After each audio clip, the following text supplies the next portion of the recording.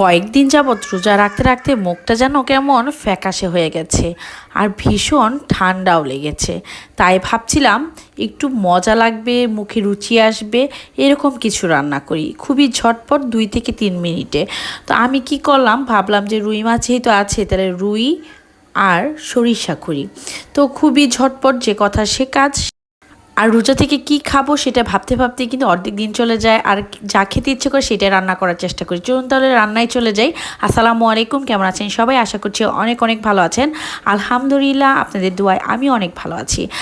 রোজা রেখে রেখে কেমন যেন মুখটা ফ্যাকাশে হয়ে গেছে, আর ইফতারের সময়ে আমি একটু ভাতটা খেতেই বেশি পছন্দ করি, যার জন্য আমি আজকে রুই আর সরিষা করছি, রুই সরিষা।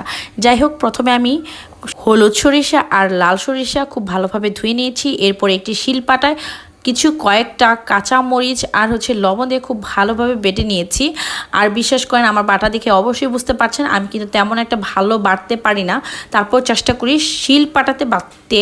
এতে করে স্বাদটা কিন্তু অনেক গুণ বেড়ে যায়, যেটা আমি মিক্সার মেশিনে করলেও মনে হয় এত স্বাদ লাগে না। আর এদিকে কিন্তু আমার সরিষা বাটাটা হয়ে গেছে, একটা বলে কিন্তু সাইড করে রেখে দিব।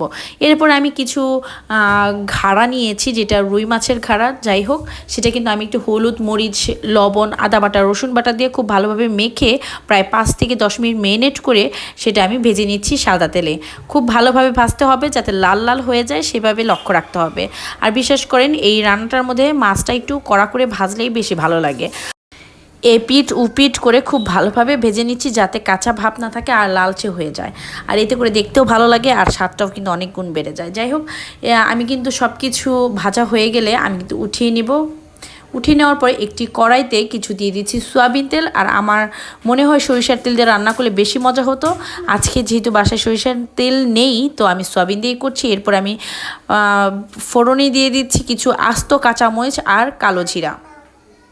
কালো জিরা আর কাঁচামরিচটা যখন ফোড়ন চলে আসবে, তখন কিন্তু সরিষা বাটাটা দিয়ে দিচ্ছি। আর হ্যাঁ, আজকে রান্নাটা কিন্তু একদমই কোনো মশলা ছাড়া এবং কি পেঁয়াজ রসুন ছাড়া। সরিষা বাটাটা কিন্তু অনেকক্ষণ আমি প্রায় 1 মিনিটের মতো খুব ভালোভাবে কষিয়ে নিয়েছি। এরপরে 1 কাপ পরিমাণ পানি দিয়েছি। পানি দেওয়ার পরে আমি দিয়ে দিচ্ছি মাছগুলো, ভেজে রাখা মাছগুলো।